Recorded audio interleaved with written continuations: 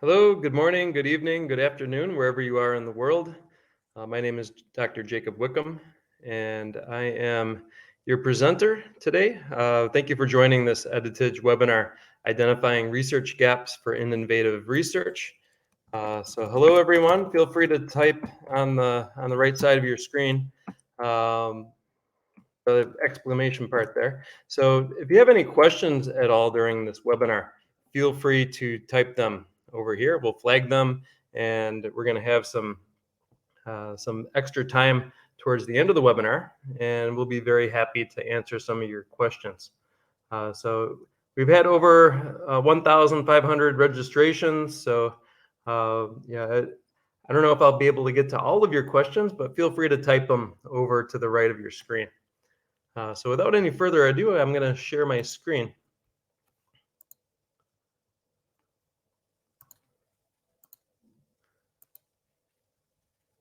Now, can everyone see the slides and hear me? So I think everything's okay. So, all right, the title of this webinar is Identifying Research Gaps for Innovative Research. And basically, research gaps, this is why we are all here. And whatever field that you're in, whether it's the physical sciences, medical sciences, biological sciences, chemistry, the social sciences, all of these fields have research gaps. And as a researcher, you are looking for where the gaps are, where are the hot topics, what is getting funded by the various national funding agencies or international collaborative research. All these things you can find out, the trends in your field, and then you will try to identify a research question and try to answer it to the best of your abilities. Just to introduce Editage, Editage helps to bridge the gap between researchers and peer-reviewed journals.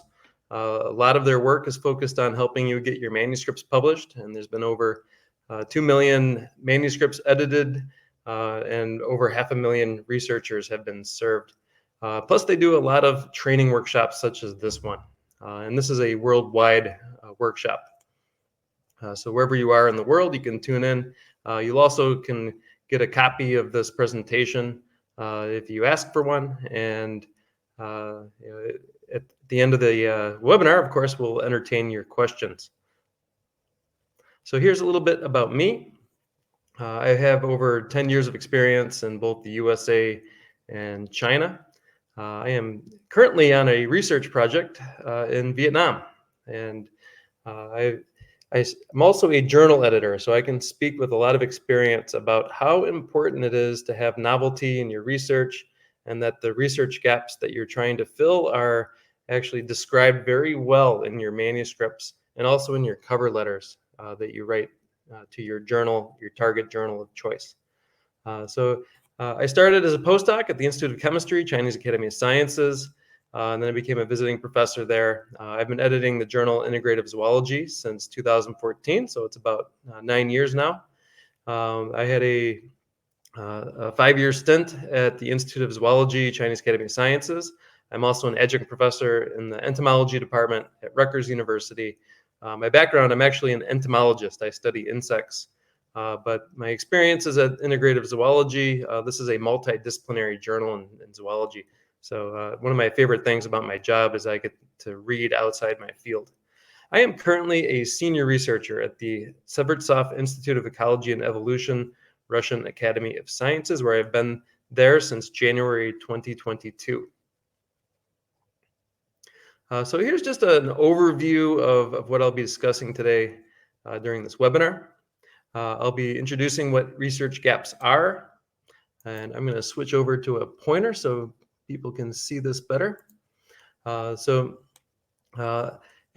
basically the research gaps, this is why we're all here as researchers. We're applying for grants. We're trying to submit to journals. If we don't have novelty in our research, we're very limited to the journals that we can actually submit our work to. I think PLOS ONE and Scientific Reports are two of the only journals that they'll publish research that is not novel. So as long as you follow the scientific method and the science is sound, You can publish your manuscripts there. But most journals, they're looking for novelty. And of course, the realm of the PhD research. You're trying to expand the frontiers of science. So it's very, very important that you are addressing a research gap. Um, I'll, the second part of the webinar is research gaps in scientific writing, and both, as a writer of scientific literature, the researchers are writing papers. This is basically, I'll give you tips on how to write about research gaps and where to write them in the introduction section and where to discuss them in the discussion section. And this will actually help you a lot later on when you're trying to find the research gaps in the scientific literature. These research gaps can be consistently found in different areas of the scientific papers. And then I'll give you some tips on how to identify research gaps in the literature. Thankfully, there's a lot of great papers that are written. They can be in the form of commentaries or review papers. And a lot of these, they'll give a great summary of what the research gaps are in your field. I'll give you an example from I think an insect and associated fungi and microbiota perspective, because there's a great review paper that has an entire section of unresolved questions and theoretical framework and hypotheses that can be asked. And then I realized there's a lot of early career researchers, maybe some masters and PhD students that are tuning in today. So I'll give you an overview of PhD thesis research and where do you start. And then finally, I'll give you some tips on different approaches on how to identify research gaps and generate research questions. And one great suggestion here is to give a seminar on your research topic. Even if you've worked on your topic for 10, 15, 20 or more years, it's always great to give presentations about your topic. And a lot of the questions that you get from your audience are about research gaps. And if you take their suggestions seriously, they can be a wonderful source of new ideas about your research. Not only giving seminars, but this also attending conferences and presenting your work to other to your peers, to the other scientists in your field. So just an overview of research gaps. I got to hit the right buttons. So just to start with the definition of a research gap. What is a research gap? A research gap is any space where there's a lack of solid, concrete, and agreed upon research regarding a topic or an issue or a phenomenon.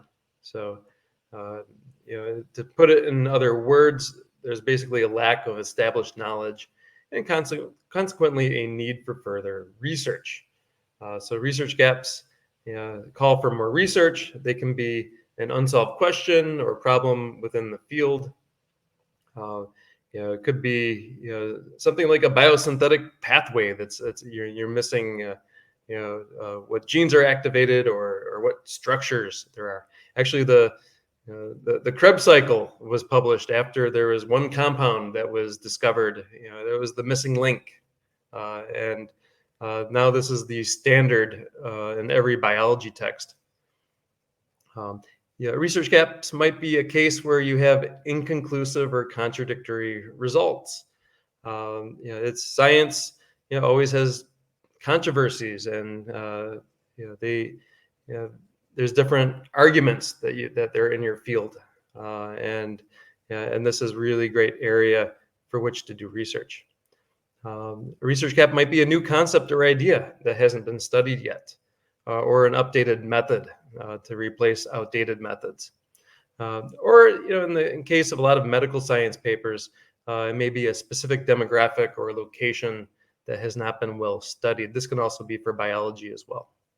And everyone will get a copy of the slides if you want one, and you can read up more on your own. This is one of the editage's branches, educational branches, Researcher Life. So it's important to write about your research gaps. So in order to do this, You need to identify your broad area of interest and the key terms associated with it. And then you can do your literature search. It can be with PubMed or Web of Science. There's a lot of great search engines out there, even Google Scholar, and you can review the relevant publications. Uh, Pay special attention, look for papers that build on previous papers and find out what the gaps that they have addressed and other gaps that may still be open that are left over. And you can choose a gap that is significant and feasible for exploration of research. And what I mean by feasible, something that can be done within the scope of, let's say, a master's project, a PhD project, or a postdoctoral fellowship, within like a couple years. I think some of the bigger questions may be for PhD students because PhDs tend to take longer. And when you're writing about this gap, you'll write about this in the introduction section of your paper and explain how your research aims will fill this research gap. So there's a lot of challenges with identifying research gaps. One is the sheer amount of information that's available. There's a huge volume of literature in every subject. So you might get overwhelmed with the number of research gaps you stumble upon and feel confused about which one you should focus on. Because every paper will dedicate some of the word count in the papers towards what the research gap is, what's unexplored or underexplored, and has scope for further research. So researchers may also have difficulty in organizing data. Just again, I think that relates to the first item here, the sheer volume of information that's available. So when you do organize the information, you may want to organize the most important papers or the most recent papers. And so take good notes. It's also useful to have a library for your PDFs. There's citation managers such as EndNote and Citavi and Mendeley. These can help you organize your bibliographies. Some researchers, especially early career researchers, they may have a fear of challenging the existing knowledge. And I felt this way myself when I was a beginning PhD student. Some researchers are not confident enough to challenge the existing knowledge in their field and may hesitate to question what others have claimed in their work. Now, when I was a first-year PhD student, my PhD supervisor told me to question everything. And on slide 37, which I'll get to later, there's some more good tips about PhD students. Basically do question everything. One published study is not the end all on a subject, and you can always do better. You can always have a better study, bigger sample size, and be more comprehensive. But all this information that's out there, it's easy to have a lack of direction or motivation. So it's good to organize your papers and organize and just focus on a certain research gap that you're trying to fill. And there's some more resources at the bottom of the page. You can read more on your own. So I'll touch upon research gaps and novelty. Novelty is very important, especially when it comes to grants. The funding agencies, they tend to want to fund high risk, high reward research grants, and especially basic science. Applied science might be more difficult to fund, but applied science is also important. So check to see if your research is applied or basic. Journals, again, they are looking for novelty, and PhDs, the novel research, expanding the frontiers of knowledge is what a PhD is all about, also like postdoc work as well. This is basically what editors are looking for. They're looking for novelty, relevance, and also quality of the work. Novelty, this can be information about a new drug or a new patient population or a new problem. This is related to like medical research or pharmaceutical research. You may have definitive data in a controversial area. That's novel. You may extend previous findings, but be careful here. Sometimes the advance that you're reporting is too small to warrant a standalone paper. So you want to make sure you have enough data to warrant a new publication. It's better to publish one big study than several smaller studies. You may also have a large study population, the confirmatory data. So again, novelty is so important that you should address this in your cover letters to the journals. Typically, when I receive a manuscript at Integrative Zoology, I'll read certain parts of the paper first. I'll go to the parts of the introduction, I'll read the methods, and then parts of the discussion that normally talk about research gaps. And the cover letters should have an explanation why the research is important, what is significant of the research, what is novel about the research, and what are the implications of the research. Also, PhDs, they tend to be very comprehensive. So I just have this figure here. Dissertation, this is one of the few times in your career that you can write as much as you want. But to publish your scientific papers, you usually have to distill the information down into publishable chapters. Usually a thesis can be broken down into chapters, and each of them can be publishable on their own. And it takes a certain skill and writing style. You have to be concise and very clear and have structured writing. So keep in mind that there's a big difference between a thesis and a journal article. And finally, grant applications. We all need money to do research.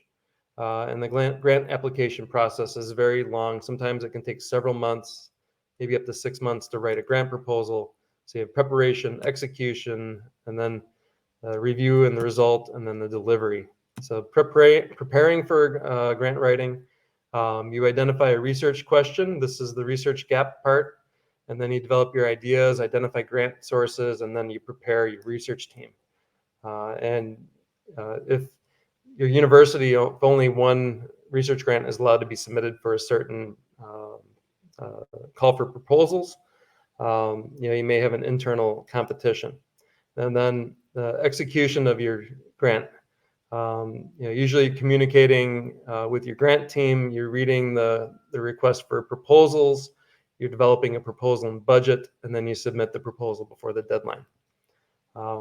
The review stage can take another 6 months. So the funding proposals are reviewed by the funding agency. In some Asian countries like China, also I think in some maybe Japan, you may have a chance to prepare rebuttal to the reviews of your grant. And then you get the news about your award, and then you can accept or decline the offer. And finally, you do the project if you accept the offer. Keep in mind, look at the very first step of the grant application process. You're identifying a research gap. So it's very important that you have a skill in identifying the gap and writing about it as well. This is an important part of the webinar. So writing about research gaps.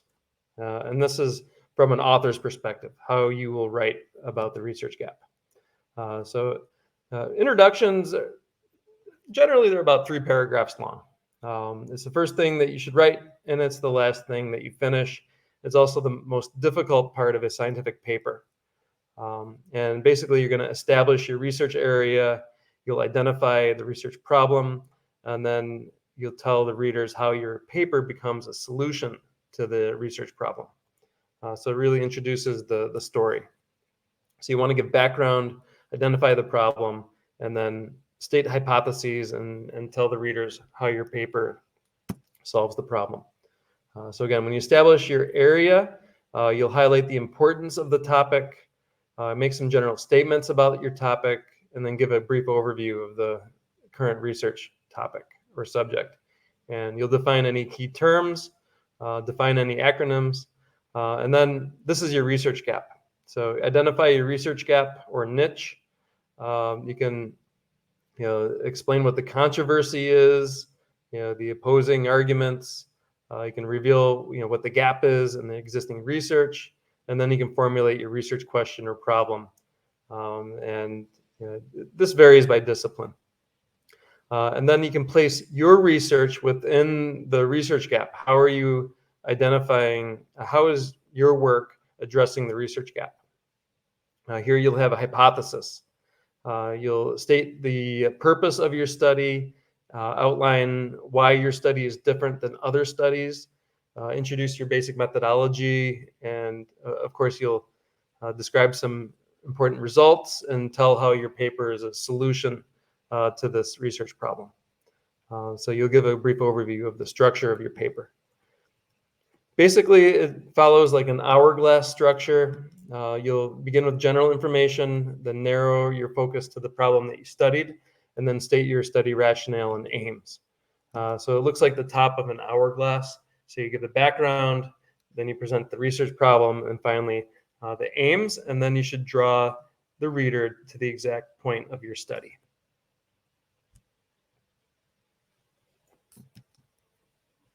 So to get started, you should start your paper by articulating the broader field which you're working with and the question or questions you're trying to answer. And then you can move to your specific interest.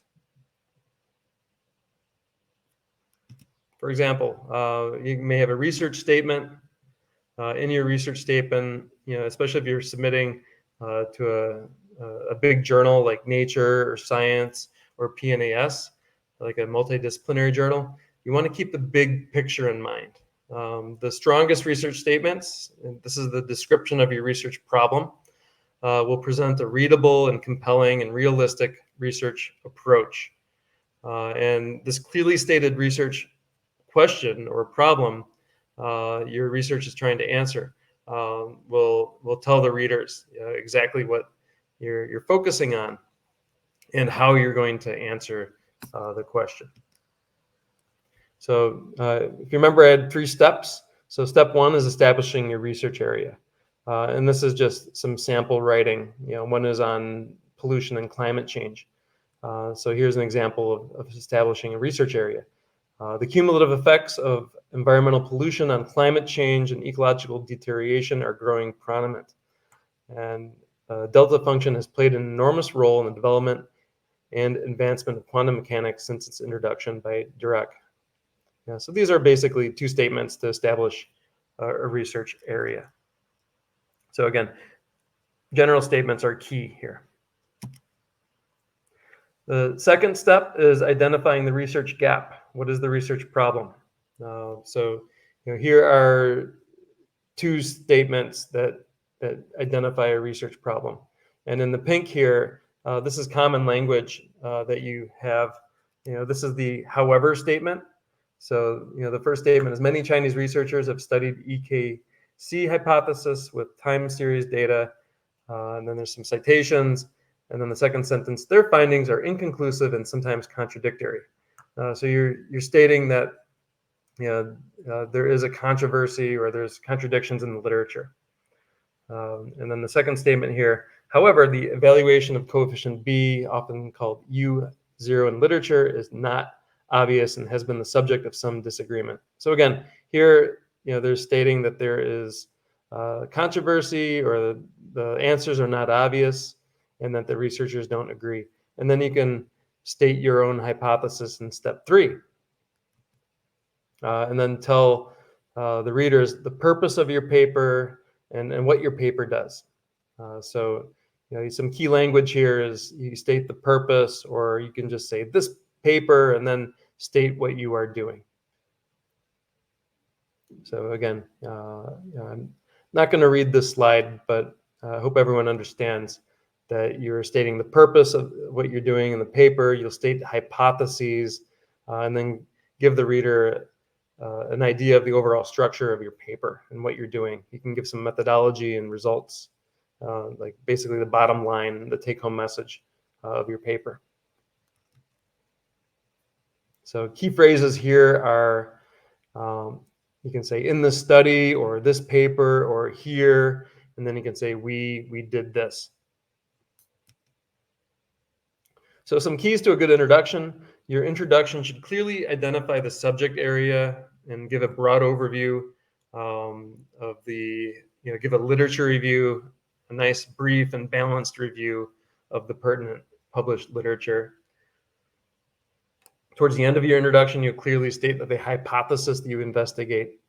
You can also state a justification. Why did you choose this kind of study design, or why did you do this research? And then you can explain how this paper solves the research question. So now, jumping to the discussion. So discussion is a little more complicated. This will follow the results section. You'll give a brief summary of your topic again, interpret the results, report previous study findings, and then compare them to your own. And you'll discuss your own research implications. This is the research gaps part. You can write how you filled in the research gaps and discuss new future research. And also you may uncover new research gaps as a result of your research. Don't forget to state the limitations of your study. And of course, you'll be saying this take-home message again. It'll probably be the third time you do it in your paper. You'll do it in the abstract, the introduction, and again, in your conclusion statement in your paper. So just to go over this list briefly, I just have one slide per item here. So here's 6 steps how to craft an ideal discussion section. First, you'll present a very brief summary of the central topic. You don't want to just repeat your results. You will restate the most important result. And you can also, before you do that, restate the research problem very briefly so that the discussion section seems connected to your introduction section. And everything that you introduce in the introduction section should also be in your discussion section. So you want to, again, provide the most important information that is already known regarding your study topic and your most important result. The second step is interpreting results. I think this is the most fun part of writing a discussion section. I've always enjoyed writing the discussion. So you can discuss what the most significant findings of your study mean and do this as much clarity as possible. Not all your readers will have a very in-depth understanding of the topic, so try to do this clearly. You can discuss any relationships between your observations. You can also interpret your results the best you can. While the results, you're simply stating the results, your interpretations are here. You can discuss patterns, if they can be generalized to a population, but do not try to force your interpretation. You want to be as unbiased as possible. Your paper might be rejected if the results are not correctly or logically interpreted. Also mention any unexpected or minor findings that do not manipulate the data.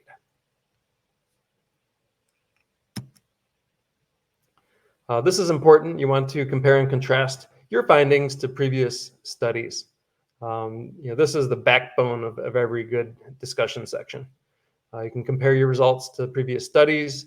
You can show whether you confirm or differ from other findings. You can explain contradictory findings. That'll help you to have a good dialogue on what the research gap is. And you can explain what is missing in the previous studies and how your findings actually filled in those research gaps. And they build upon the results of those studies.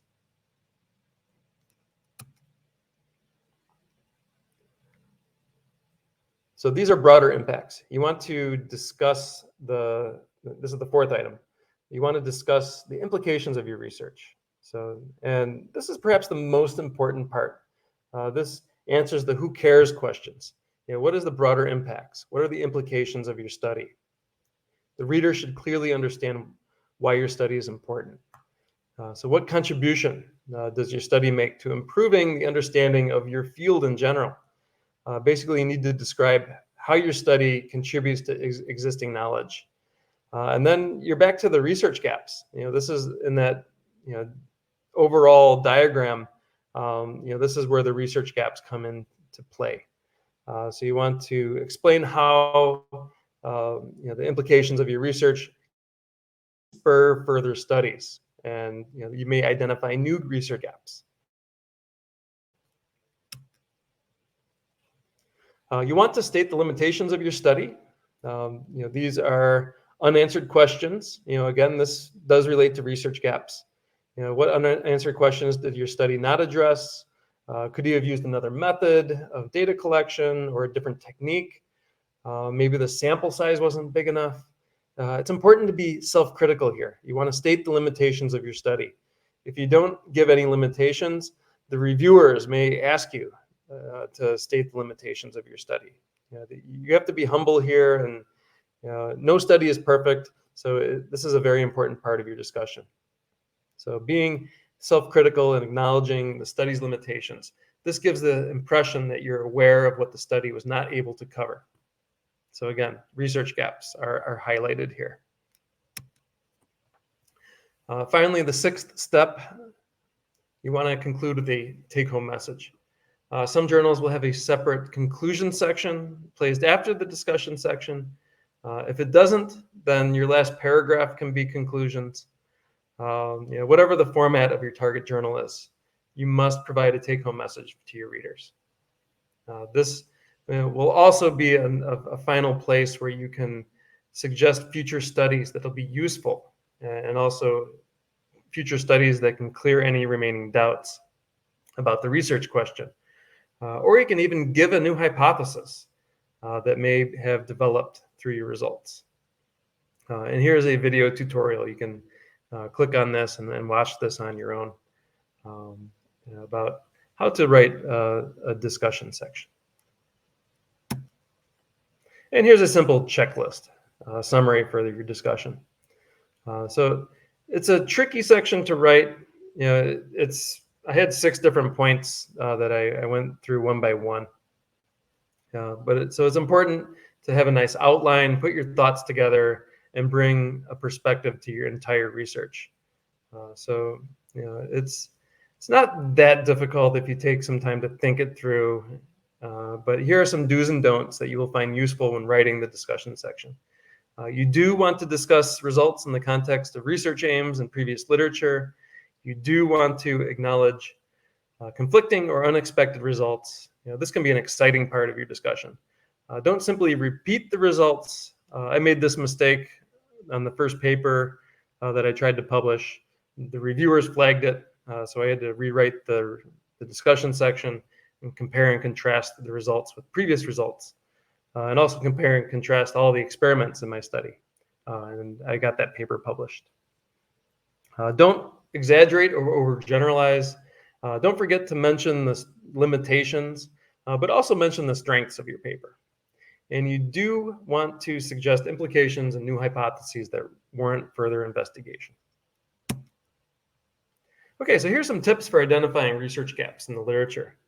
Thankfully, there's a lot of material out there in the scientific journals. And a lot of journals will actually publish review papers and commentaries that are very specific on the research gaps in your field. The annual reviews are wonderful. They have entire sections of those review papers are dedicated to research gaps. So here's a commentary, and commentaries are usually short, 1 to 3 pages long, and these are dedicated to addressing research gaps. This is the Journal of Nicotine and Tobacco Research. Just as an example, there was a new product that came out, these nicotine pouches, and with any new product, there are just so many research gaps, and this commentary did a very good job summarizing what all the research gaps were and what research needs to be done to protect the health of people, whether it's an alternative smoking cessation device or it's just an alternative to smoking. There's a lot of room for research, especially when a new product comes out or a new drug comes out. And here's a review paper. This is actually closer to my research background. The this is a review paper that was published more than 10 years ago. The sudden emergence of pathogenicity in insect-fungus symbioses threaten naive forest systems. The invasive species are a worldwide problem, and when a new invasive species invades a new forest ecosystem where it's an invasive species, the forest is naive. It's never seen this insect before, and a lot of these beetles will introduce fungi to the systems. And this review paper, they devoted an entire section to research gaps, and also another entire a section to hypotheses that test the research gaps. And you can view this article full text for free by following this link. Yeah, and you don't have to read every word on this screen, but basically, I just wanted to show you that there's an entire section here about the hypothetical framework for understanding pathogenicity of, these are bark beetles that carry fungi.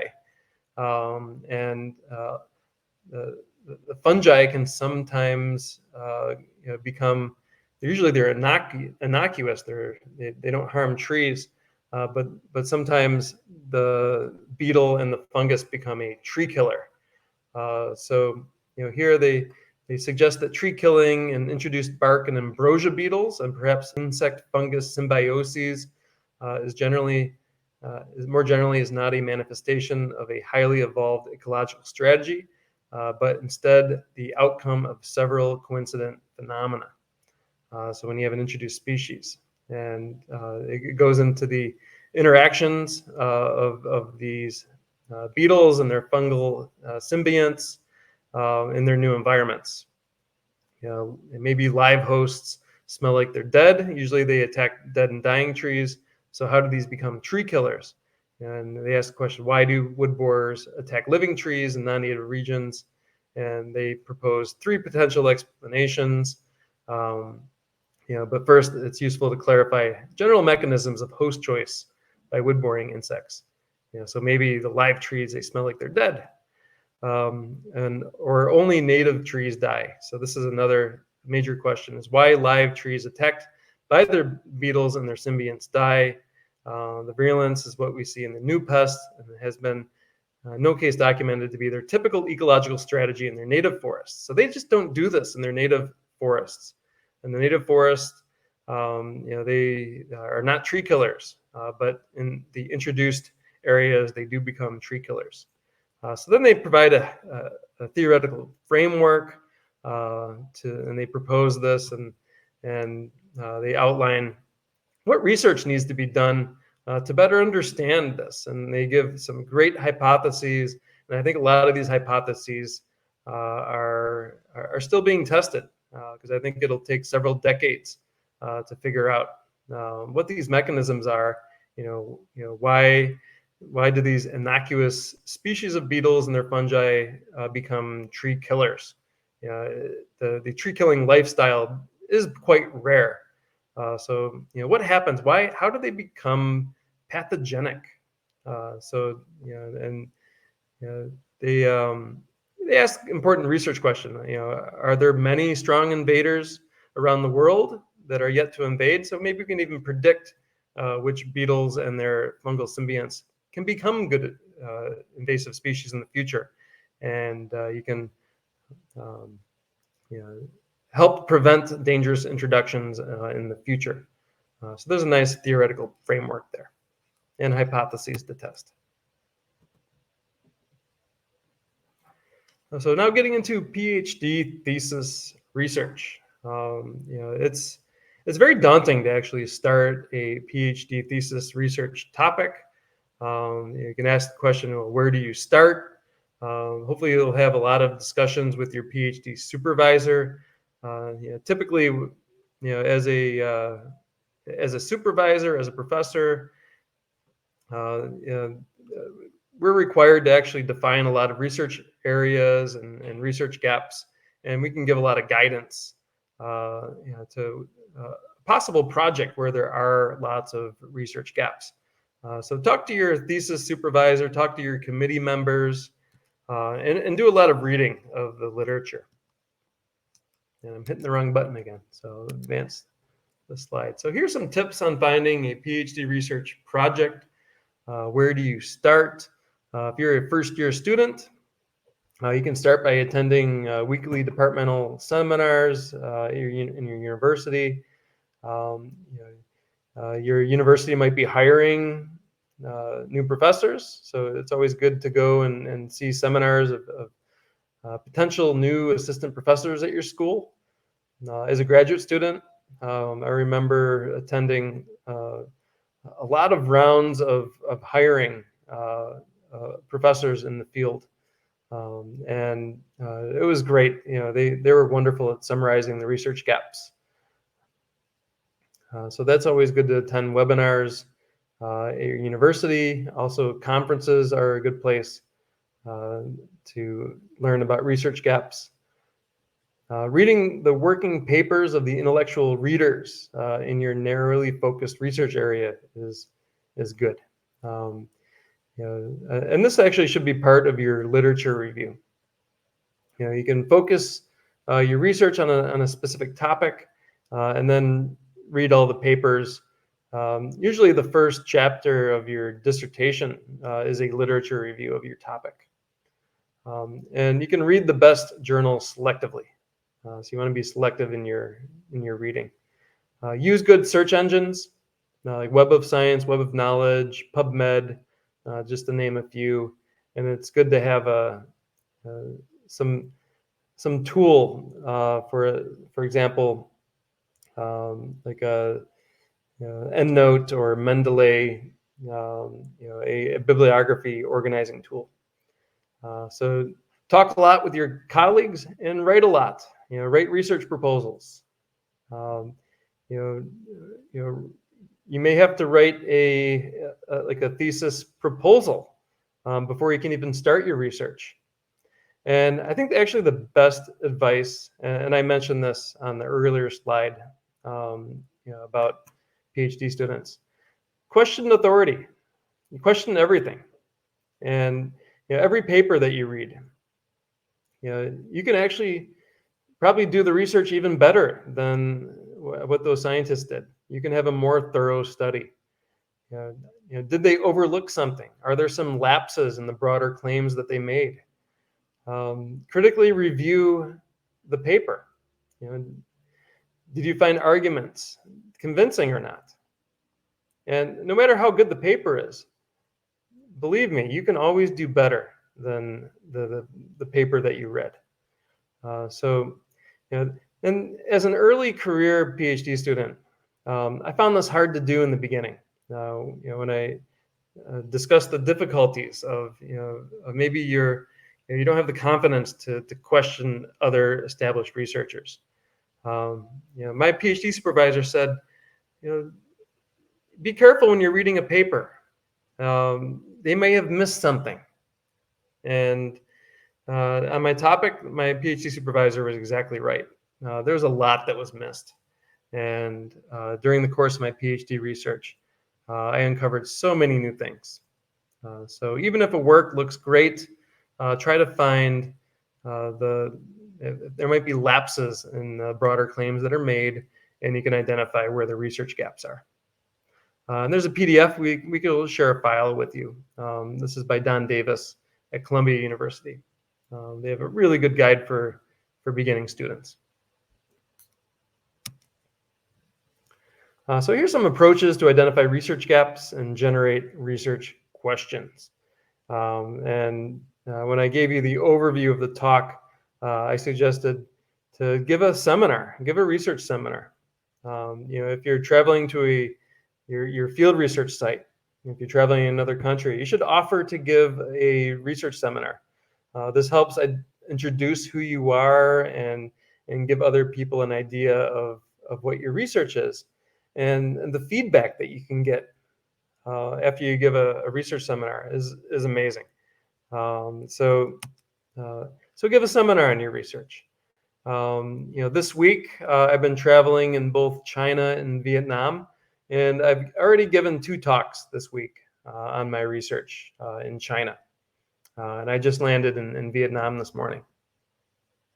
So give a talk. So here I am talking about research on longhorn beetles, and and this is the work on pheromone lures. And here I am with a pheromone lure uh, and a flight intercept panel trap.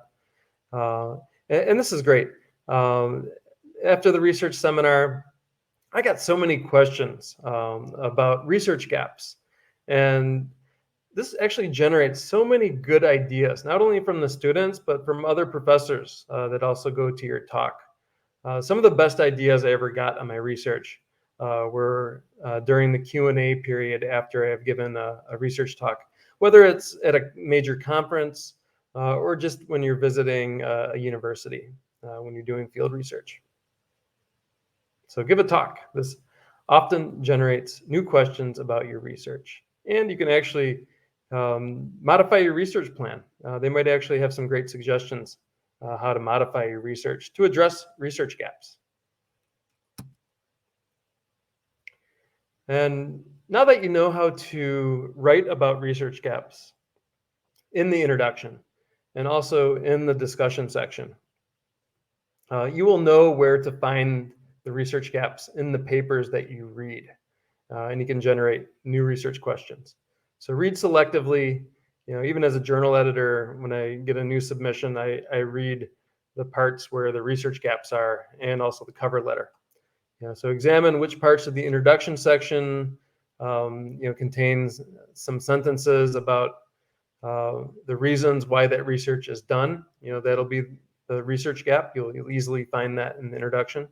And then in the conclusion section, and of course the suggestions for future research section. This is where the author, having examined the literature and conducted the research himself or herself, points the readers to areas where there are research gaps and need closer examination. So after you know how to write these parts, you can easily identify where these research gaps are in the papers that you read, and you become an expert in finding where the research gaps are in the papers that you read. Another approach to identify research gaps and generate research questions, a lot of journals will have a key concepts section, and this aims to assist the journal's audience to develop an appreciation of the central ideas in the field and to approach the contents of articles from a certain perspective that is informed by, basically what are the research gaps? What is the debate in the literature and on aspects of both theory and practice? So you can have theoretical papers and also practical papers. And here's the ISME journal. This is the International Society of Microbial Ecology Journal. This is a multidisciplinary journal of microbial ecology. They usually have you can find this on their webpage of the major scope of the journal. And basically every one of these subject areas contains a lot of research gaps. And these are topics, they're not limited to these topics, but it's a hint of, the journal prefers to focus on these topics. And exactly what you think. It's where there's a lot of research gaps. And these are hot topics where there's a lot of debate in the literature. Some other approaches that you can use, there's other tools out there. These are outside the journals. One tool is, these are actually very sophisticated, and they give you a better overview of the current trends and areas of research. One of the tools is by Thomson Reuters. They have an essential science indicator. Your university might have access to this website. If you do have access to it, you can utilize it. It'll tell you about the most cited papers in each field, new branches of research that are developing. So basically the hot topics. It also may identify influential individuals, institutions, papers and publications, and parts of the world, countries in that field. You can also use Google Trends. This is for free, and you can find what's trending in your area of research. They also provide regional interest index, which shows on a country by country basis what is a hot topic or popular in that country. Another piece of information provided by Google Trends is related searches. This provides queries similar to yours and the names of authors who are active in the topic you have searched. So those are a couple tools that you can use to help you identify research gaps and generate new research questions. And finally, it's always a good idea to write a grant proposal. Everybody needs money for funding. If you do have a chance to apply for a grant, even if it's just a travel grant or a small summer fellowship as a graduate student, you should take advantage of it. Identify your research gap, or what your questions your research is trying to answer. Write up a proposal, or you may have to write a thesis proposal if you're a master's or PhD student. Actually, my postdoc in China, I had to write a postdoctoral dissertation proposal. And if you do write a proposal, you can get feedback from your advisor or steering committee, while a grant proposal will get feedback from anonymous reviewers, experts in your field. And even if you are awarded the grant, you'll still have valuable feedback about how you can address the research gaps and that you propose to address. So this happened to me. I got 2 NSF fellowships, and I always went back to the reviewer comments because they had some great suggestions on how, if I got the award, what additionally I can do to address the research gaps. So that's a good way to get feedback. And that wraps up the presentation. So we are at 52 minutes. I think we have 8 minutes for Q&A. So I'd like to open up the floor for Q&A. I'll go back here. Thank you for the positive feedback, everyone. I hope everyone enjoyed this webinar. So I'm going to stop presenting. And so Aditi, let's see. I'll click on the Q&A box here. Okay, I have a question from Danielle Taylor. I'll just repeat it. Can you differentiate between introduction and background information? Basically, those are 2 ways of saying the same thing. A background, will provide some context to the readers about the research problem, why it's important. It's right before you address what the research gaps are. But it gives a nice literature review. That's basically the first part of the introduction is your background.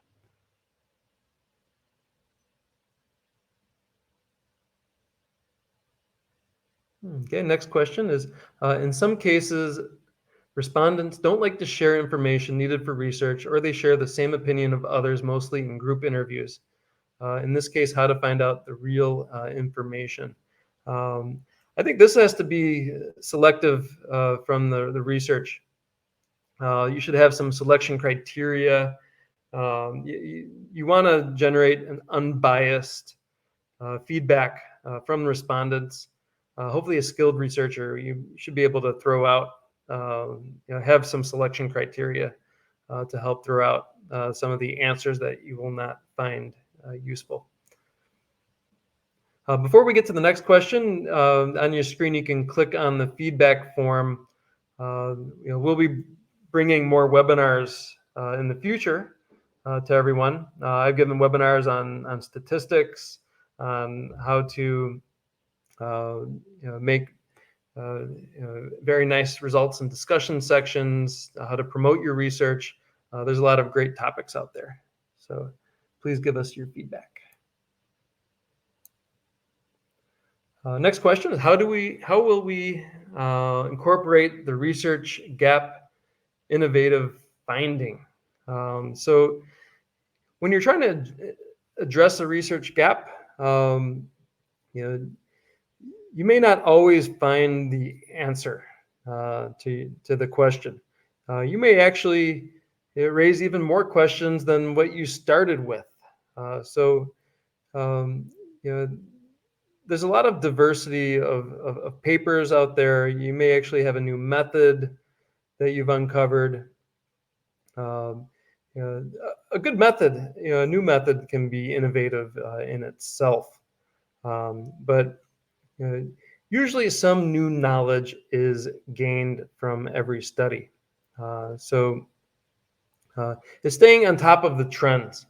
And you may not have innovative results. You may have started out trying to answer a question that's already been answered. So you may have a confirmatory study. So the hard work is actually identifying the research gap, so that you have a high likelihood of getting an innovative answer to your research. Next question from Hirotaka Kamamara. Are the discussion sections and conclusion section the same or different? Basically, this depends on the journal. The journal style will define that. Sometimes you'll have a results and discussion section in one section. You may have results and discussion as separate sections. You may have results, discussion, and conclusion to be three different sections. So it just depends on the style of the journal. So I would read the instructions for authors and figure out where to put all that information. So that can be the same or different sections. So it depends on the journal. So what makes data analysis great? You might actually have a new way to analyze something. You may have the latest statistical method that was used. I've seen a lot of papers come back with reviewer feedback where they actually help the researchers develop a new model or statistical model. So we asked reviewers and also the editors, we looked to see how robust is the study, is the sample size appropriate, are the conclusions valid? Basically, was your sample size big enough to answer the research questions that you posed in your hypotheses? Some work on endangered species will actually have a very low sample size, and that's one of the drawbacks of the study. But that might be the best that's out there, and we have published at Integrative Zoology some papers on endangered species with low sample sizes. But this is something we ask the reviewers to comment on. We have a couple more questions. I don't think I'm going to get to even half of the questions, but I'm going to ask the team at Editage to send me more questions, and I'd love to answer more of them. So I have another question from Chris Gurjau. After you identify research gaps, how do you keep your innovation ideas from being stolen by rivals? Basically, when you publish your paper, you are being first to describing your results and the research gap. I've actually had to delay publication on some of my research just so I have enough information together and that we're publishing first.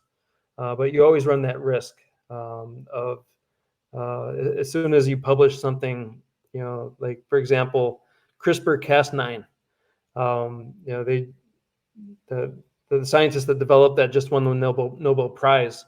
And as soon as they published their first paper on that, they had to really publish a lot of papers in rapid succession to stay ahead of everyone. So yeah, you have to be very strategic in your first publication, I would say. And I think this will be my last question. We have about 1 minute left. So this is from Tanyel Taylor. Research gaps are often a feature of research proposals. Yes, I totally agree with that. Just briefly, what should be the format of a research proposal look like as opposed to a complete paper? What should you include or exclude in a proposal? Well, basically, a proposal you'll be writing in the future tense. You'll give hypotheses. You'll tell what statistical analyses you plan to do, and basically, you know, you'll be focusing a lot on the research gaps and what you propose to do.